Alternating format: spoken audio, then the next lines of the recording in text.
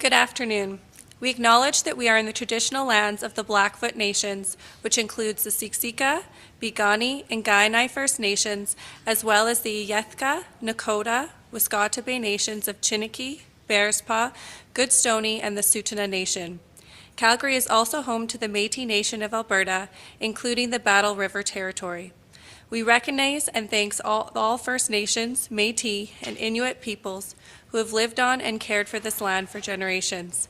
Thank you for joining us. Today we have an update on the Bearspaw South Feeder Main. We will be hearing from General Manager of Infrastructure Services, Michael Thompson, and Mayor Jeremy Farkas. We will hear their remarks, and then there will be an opportunity to ask questions after. We ask that you keep your questions limited to one question and one follow-up. I will now turn the podium over to General Manager of Infrastructure Services, Michael Thompson.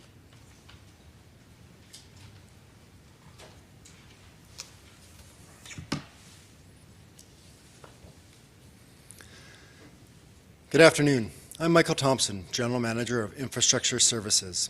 As we come to the end of our planned second week of reinforcement work on the Bearspaw South Feeder Main, I want to start by again thanking Calgarians and our neighbours in Airdrie, Chestermere, Strathmore, and Tsuut'ina Nation for continuing to reduce your water use. We know this hasn't been easy, especially when the weather makes us feel like it's time to start some outdoor spring cleaning. But your efforts are making a real difference in helping us to keep the water flowing to your taps. After 2 days in the green, under 500 million litres a day, we hugged the line at 501 million litres yesterday. Let's chalk this up to a St. Patrick's Day hangover. Today is a new day. We've been doing great so far. We know we have what it takes. Let's start a new green streak of staying under 500 million litres per day. We still have over 2 weeks to go before the feeder main is back in service, and we know next week is spring break for a lot of households.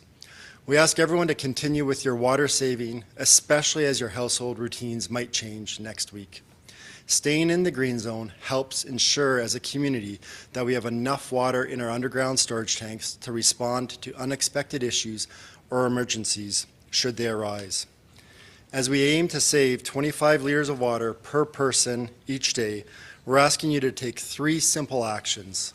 Flush toilets only when needed. As a reminder, each skipped flush saves 5 litres. Keep showers to 3 minutes. Every minute less saves about 8 litres of water. And run dishwashers and washing machines only with full loads. Dishwashers use around 28 litres a cycle, and a front load washing machine uses 62 litres. So even one less cycle a day can meet or exceed your daily target. And just as a reminder, we need everyone across the city to take actions to save water. Even if you don't live near the work area, the water flowing to your taps is all coming from the same treatment plants, and what counts is our total city demand. Right now we are limited with the volume of water that we can move across the city. So regardless of if you live in Mahogany, Woodbine, Tuscany, Evanston, Taradale, Belvedere, or in Chestermere, Strathmore, Airdrie, or Tsuut'ina Nation, we are asking you to hang in there with us. As we've seen so far, small actions repeated by hundreds of thousands of people make a huge difference. Thank you again for supporting our community. Turning to the work happening on the Bearspaw South Feeder Main, crews remain focused on completing the work safely and efficiently, and our progress is going well. Rebar work on the final pipe segments is now complete. Reinforcement concrete pours will continue for the remainder of the week. Concrete curing is underway for those pours already completed. Backfilling around the pipe has begun for segments where curing is now complete. Replacement of the valves at the Shaganappi pump station will be completed this weekend. This work was done on a separate section of the pipe from where the reinforcement work is ongoing. And with the Shaganappi pump station valves done, we will be able to start refilling this section of the feeder main. I want to stress that this is only one section of the pipe out of a total of 3 sections. We are not out of the woods yet. This is a step forward for our project, but refilling of the other 2 sections will not begin until reinforcement work is complete and the exposed segments have been backfilled. We need to keep saving water until all the work is done and the whole pipe is back in service. It will take about 5 million liters of water to fill this section, so we will see an increase in our overall water demand sometime over the weekend or on Monday. This water will be drawn from the Glenmore Water Treatment Plant and will impact our overall water supply. We continue to count on everyone to save water to help manage our demand. Those in the area may see some water released at the Shaganappi pump station into the river as the refilling is completed. There will also continue to be active construction and traffic impacts are continuing around our work sites. I wanted to share some new traffic impacts that will begin next week related to the construction of the new steel pipe.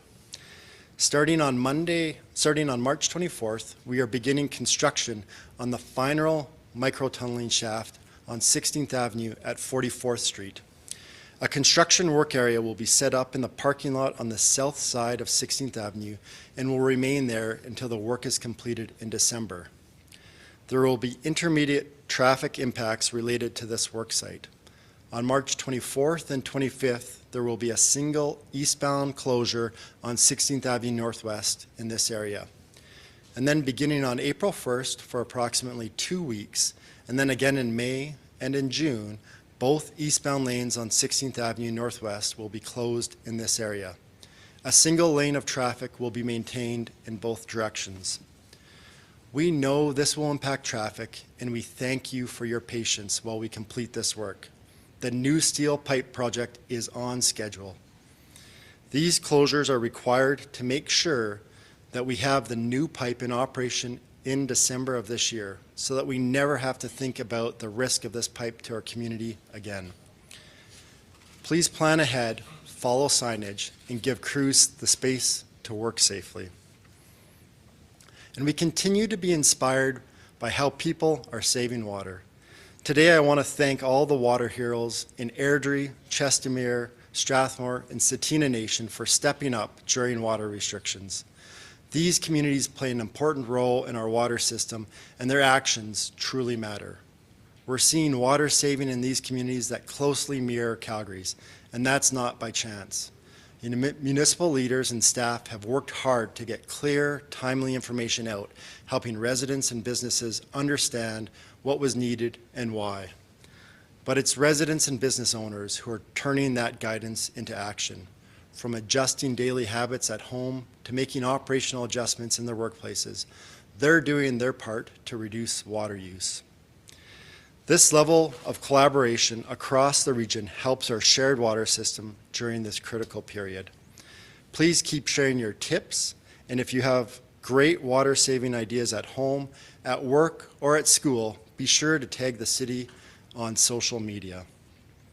I'll close with another thank you for all of your actions so far to save water. We'll be doing our part to keep the water flowing to your taps while we complete the work as quickly and safely as possible.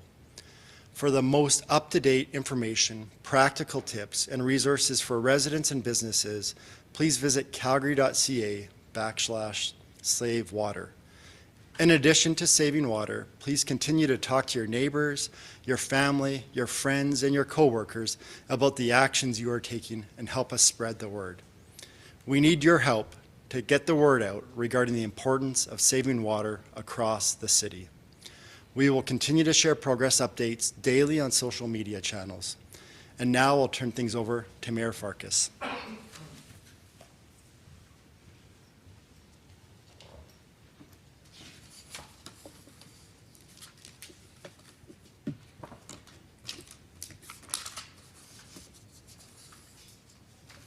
Thank you, GM Thompson. And hello and thank you, Calgary. We are almost halfway through this planned shutdown. And I want to start by saying this: we are doing a great job as a city. Calgarians have stepped up in a big way. Every single day across our community, people are making small changes, reducing the water they use, and those small decisions are adding up in a very big way. And that's what Team Calgary is all about. Now, we need to keep our foot on the gas. I know it's been almost 2 weeks already. I know it hasn't been easy. These changes to your daily routines, shorter showers, fewer loads of laundry, holding off on that extra dishwasher cycle, they add up, and I know that they take effort. And I also know that because we've been doing such a good job, there is a temptation to ease off just a little bit. To maybe take that extra minute in the shower, maybe run the dishwasher, even if it's not quite full. And listen, I'm a Calgarian just like you are. I get it. Like each and every one of you, I feel that too. But right now, we need to refocus because we are almost there. We've been doing such a strong job that even when we've edged just over the threshold by about 1.1 million litres, we've shown that we can quickly get right back into the green zone. We've demonstrated time and time again what Team Calgary can do when we work together. And that is why I'm so grateful. Grateful to everyone who continues to limit showers to 3 minutes or less, flush only when necessary, and run dishwashers and washing machines only when they're full. Those actions matter. You are making a difference. And because of you, we are getting through this. But we're not done yet. We still have 2 more weeks ahead of us, and these next 2 weeks matter just as much, if not more, than the first 2. So let's keep going. Let's keep talking to our friends, our families, our coworkers, and our neighbors. Let's make sure everyone understands that when we work together, we can meet this moment, just like we've been showing each and every day. And I want to be clear about something. I'm not here to admonish anyone or to criticize or to lay blame, because as Calgarians, we have been stepping up. You've been answering the call, and you should really be proud of that.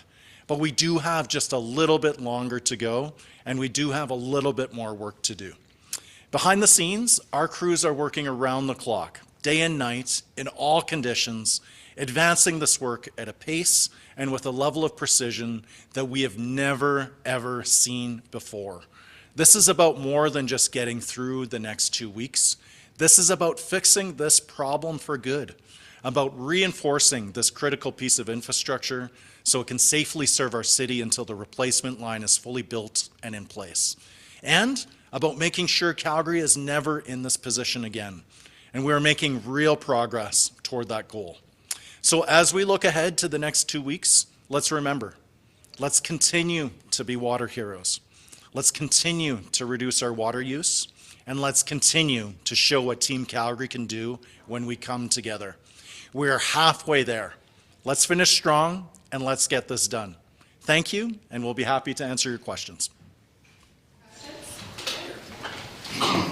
So I'm going to guess that these questions are going to be for GM Thompson. First off, I mean, we're in a band where we're like 485 to 505, and we were there during the last break and interruptions. At some point, are we just going to accept that that's the reasonable band that it takes to run a city of 1.7 million people?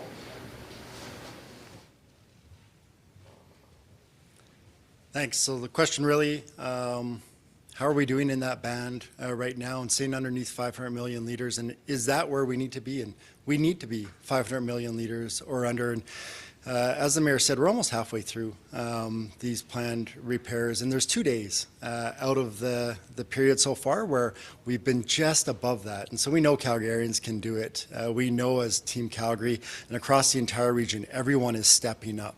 And everyone's stepping up to reduce their water use. And so we really thank people for all of their actions.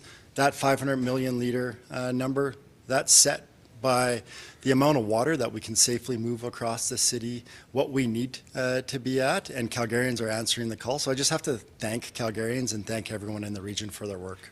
Just a quick follow-up, you mentioned the 500 million because that's what we can produce. How is the Glenmore water treatment plant doing right now? Have there been any other maintenance that has to be done because it is taking on the full load of water production in the city? Yeah, so question, how is the Glenmore water treatment plant doing? And just a huge shout out to the workers at the plant, keeping the water flowing to your taps on a daily basis. They're doing an amazing job. The plant is in good shape. Because this was a planned repair, we had time to prepare the plant so that it was ready to take on the load. And because Calgarians and those in the region are reducing your water use, we're able to stay at that 500 million litres or below, which is giving them time to keep the plant running well. So that's why it's so important that we keep it up for another 2 weeks as we go forward. Everyone at the plant thanks Calgarians for all their hard work, and I thank everyone at the plant and Calgarians for all the actions you're doing right now. Any other questions? Yeah, Mike Symington, CBC. For the mayor, please. Yes, sir. Sorry, off topic. How concerned are you about the ENMAX dividend dropping $64 million this year? I think you're never going to have a mayor and council whoever are ever going to be fully satisfied to the extent of what the dividend is. For me, it's very much focusing on making sure that we have good value for what Calgarians pay, because you can look at it at two ends. You could raise the dividend, but potentially raise the rates the Calgarians have to pay. Are you actually saving anybody money in the long run? My focus is on overall affordability of both property taxes and utility bills. We've challenged ENMAX to show us the numbers, show us their good governance, show us their accountability, so that we can ensure that we're not just, say, milking Calgarians through their utility bills. We want to make sure that there's good value for what Calgarians get. So the question around what the dividend is almost the wrong answer, or rather the wrong question to be asking. It's about overall value. And I can say for our city council team, affordability is our top issue. We worked very hard during the November budget debate to bring a nearly 6% property tax increase down to about 1.6%. We were able to do that even in the realm of the limited dividend that ENMAX provided. So we're going to continue to show our work. We're going to continue to invest in the needed infrastructure, address our water main. We're going to address the deficit of infrastructure maintenance that we have. But on a go-forward basis, we're also going to need a partnership with other levels of government to be able to get that done, both provincially and federally. So again, there's no department at the city or wholly owned subsidiary, including ENMAX or others, that shouldn't be facing that level of scrutiny and accountability. And I can't speak for our colleagues at ENMAX, but I know that they welcome that conversation too. Further to that, just a second here. Do you still think it's a good idea to explore selling Versan power, given that it would mean a lower dividend? So when it comes to the operations in the United States of ENMAX, I have significant questions around that. Almost 10 years ago, I was a member of council, and I was one of two council members who was not in favor of the acquisition of the American utility. And it just puts council in an awkward position where you're being asked to serve almost two masters, balancing, say, the needs of Calgarian ratepayers versus those half a world away. I really think that the focus for ENMAX should be focus on investment here at home, the demonstration of investment here locally, and I think it's an open question in terms of what council as the shareholder would like to do on a go forward for their business planning operations. But to be clear, there is no proposal on the floor at this point to suggest a sale, but I think regardless, ENMAX should be challenged to be able to show their work and to demonstrate the value for why Calgarians should be owning American utility, especially given, say, the political uncertainty, the instability that we're facing. I would like to be able to show Calgarians that we're focused, that we're stable, and frankly, a little bit boring. And if we can actually focus on the nuts and bolts, the picking up the garbage, the delivery of essential infrastructure and services, we've done a good job on that end. So again, I would continue to challenge ENMAX to be able to prove that value to us, especially in the context of that diminished dividend. Yes, Mayor, also off topic. We have a gargantuan public hearing expected to, well, will start next week. 2,000 public submissions already made, 300 plus some people signed up. What are you expecting next week, and how are you going into this conversation? Well, first off, I think we have to recognize just how special it is to have the opportunity to live in a city like Calgary, where we have the opportunity through a public hearing to invite each and every single Calgarian to come and speak on the issues that matter most. And this blanket rezoning issue, it's certainly one that Calgarians have a deep interest in. Look, it touches people at the deepest level, right? When it comes to home, When you speak to what can be built nearby or next door, this is a major issue that impacts a lot of Calgarians. So I fully encourage Calgarians to come out, to have their voice heard. I was a signatory to the notice of motion to begin this process for repeal, so I did vote in favor of us conducting this public hearing. That said, now that the date has been set and we're going into the proceedings, as mayor, I preside as chair, more along the lines of how a judge would. So through the proceedings, we have to remain amenable to persuasion, we have to collect the evidence, we have to hear from Calgarians, but I think that the record number of submissions really show the deep love that Calgarians have for a city, the deep engagement that they want to have in major decisions that impact them. So very much looking forward to the opportunity, and I think it's generally a great thing that Calgarians have that opportunity to come speak directly to City Council. There's frankly not many places elsewhere in the world where you have that opportunity for very direct democracy to be heard by your elected officials. You mentioned amenable to persuasion. I think just based on the last election, it's pretty clear that many councillors are already entrenched in their views, including those who put the repeal notice of motion forward. So how do you think it's possible to be amenable to persuasion when most councillors, maybe not, have their minds made up already? I think it's important for us to hear out the facts, right? Each and every one of us, regardless of whether we voted for the notice of motion to begin the repeal or not, has an open mind. We're going into this engagement in good faith with Calgarians, and we legitimately want to hear from Calgarians. And for me, I want to think a step further. It's not so much whether or not blanket rezoning should stay or should go. It really needs to be about how do we restore certainty for Calgarians? How do we ensure that Calgarians have housing that's affordable, safe, and attainable for them? So again, this is not so much a binary yes or no. If it was a yes or no, it would be down to a plebiscite or a referendum.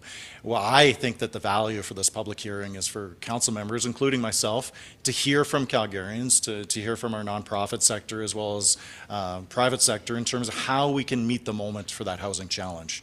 I was very clear in the campaign that if a repeal were to proceed, there needs to be a replacement strategy, that we need to have an idea about how we can continue to build the needed housing. Because we can't be that city of 2 million people. We can't be that, let alone meet the needs of existing Calgarians today, unless we continue to build and develop and grow. And that's very much about what this public hearing is about, is not so much blanket rezoning yes or no. It's more that, that continuous debate over change, community character, how we continue to be able to build the needed housing in a way that the community feels involved in and respected. Any other questions? Yeah, actually, you have a special guest today from another province. Yes. Is that person here? Yes. So we Could be introduced.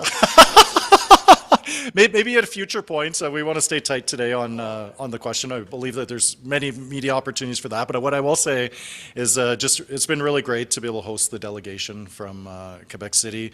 Our sister relationship has been strong over 70 years between Calgary and Quebec City. And many of the challenges that we face are very much mutual around essential infrastructure, safety. And my understanding is that they've been learning a lot from us. And my hope is sometime soon that we'll be leading a fellow delegation to Quebec City to be able to learn from them as well. Okay, last question. I do have a last question, Okay, yes. but I don't believe it'll be for you. We have spring coming up, and a lot of people love to get out, whether it's cleaning the garage, cleaning the driveways, doing a lot of things that might require water. Is there any advice on how to handle that? Is there a way that we can do that kind of thing, but still be water conscious? Whichever one of you wants to take it. Why don't we pull up this dude? Great, thank you for the question. It's really around, the warmer days are coming up and Calgarians are eager to start preparing for spring. I think we have a few more weeks to go.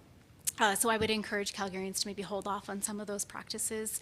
If you have a car for health and safety purposes that you need to have those windows cleaned, I would encourage you to, consider a squeegee before heading down to the car wash. Or as you think about preparing for your yards in the coming season, the Rain Barrel program is about to launch on April 1st. And so that's a program that the city is offering to help Calgarians start to prepare. But we really just have those 2 weeks left. And so when it comes to water use over the next few days, I would encourage Calgarians to hold off and just wait for us to get through these repairs, keep that demand below 500 million litres. And you know, once we get that pipe back in service, looking forward to our yards getting green again. Thank you, everyone. Thank you.